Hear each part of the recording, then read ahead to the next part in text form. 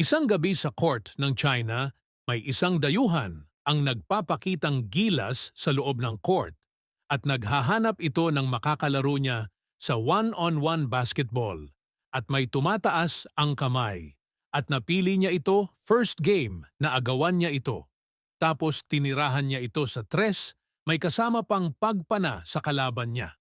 At dito nagsimula ang galing ng kalaban niya, kinakatawan na siya nito at parang nanggigigil na, nagmala Kyrie Irving ito habang nagsisigawan ang mga crowd, tumira pa ito ng tres at shoot ito.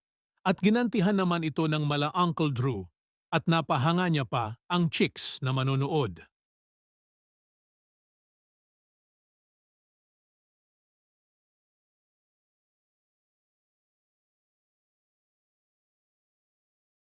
At dito nagsimula ang galing ng kalaban niya, kinakatawan na siya nito at parang nanggigigil na, nagmala Kyrie Irving ito habang nagsisigawan ang mga crowd, tumira pa ito ng tres at shoot ito.